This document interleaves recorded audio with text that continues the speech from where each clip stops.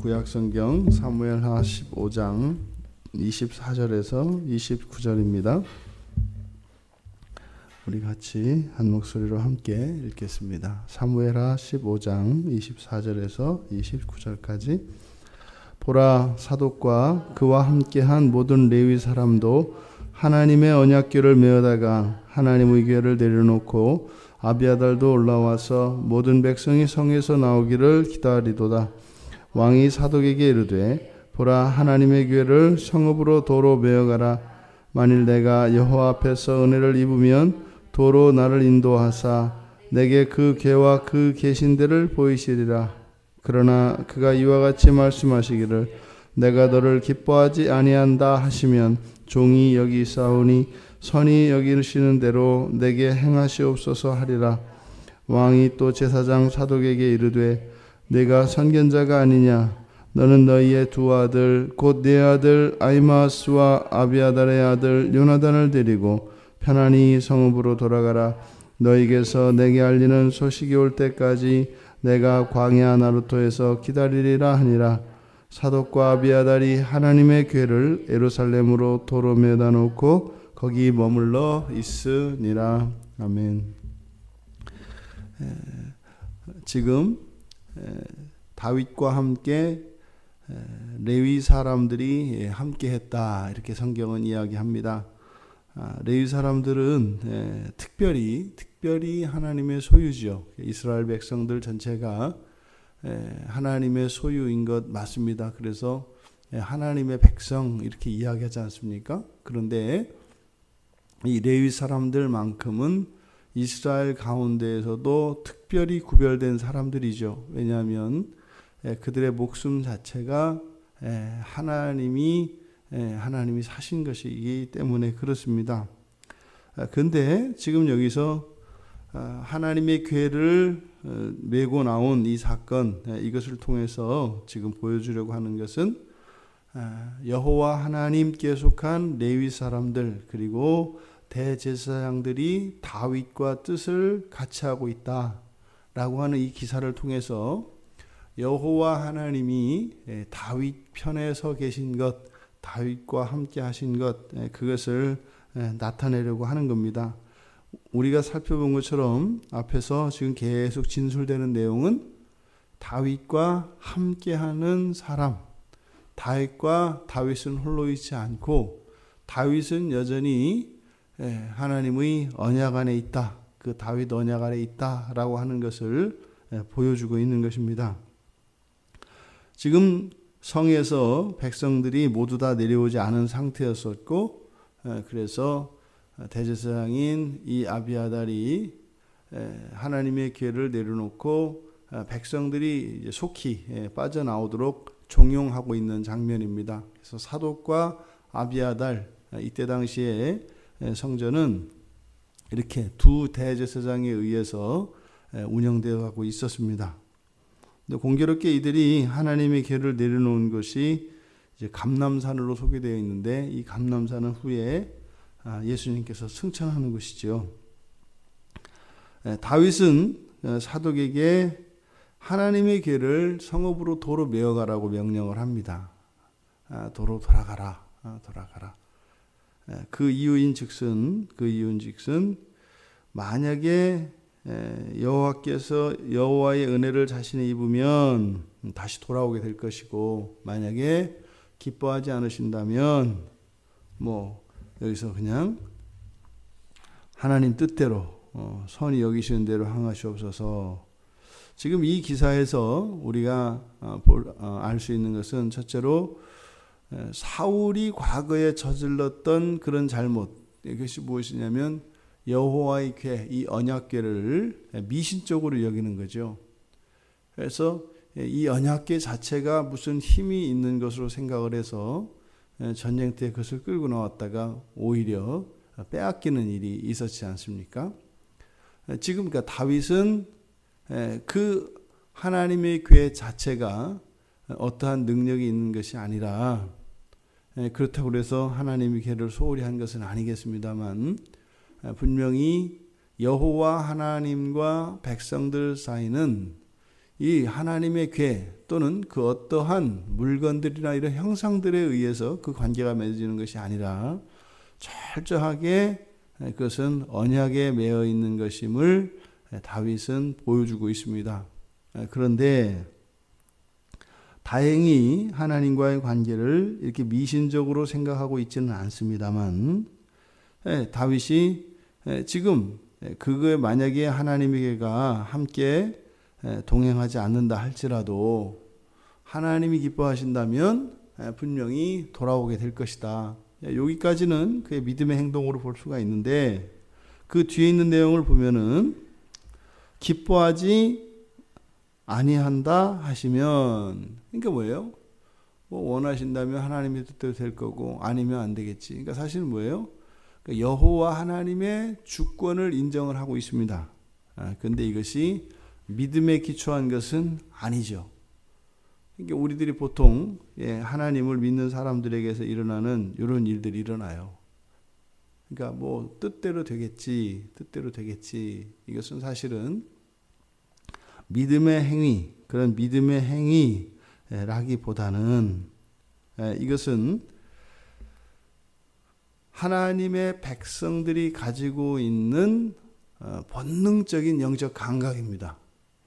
우리가 보통 믿음이 행위와 이렇게 구별되어지는 것으로 이해할 때 그때 믿음이라고 하는 것은 우리의 그러니까 하나님에 대한 우리의 믿음을 이야기할 때 믿음의 이런 행위적인 측면이 있습니다. 근데 지금 여기서 다윗이 가지고 있는 그것은 믿음의 행위라기보다는 그저 살아있으니까 움직이는 뭐 그런 거인 거죠. 다윗이 이렇게 얘기를 하고 기다리고 있겠다 이렇게 얘기를 합니다. 그러니까 지금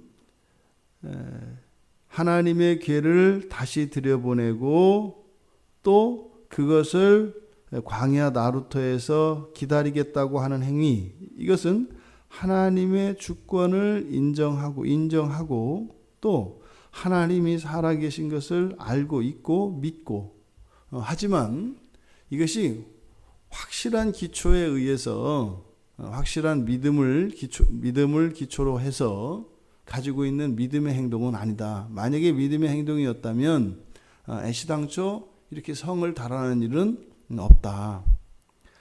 지금 다윗의 상태는 영적으로 최악의 상황이라고 할 수 있습니다. 그런데 이제 믿음도 다 잃어버렸고 완전히 절망하고 있는 그런 상황. 그래서 심지어는 어떻게 해요? 다시 돌아오지 못할 수도 있다고 하는 상황. 그러니까 올 수도 있지만 사실은 돌아올 수도 없다고 생각하는, 그러니까 이것이 확신 안에 서 있지가 않다 이 말이죠.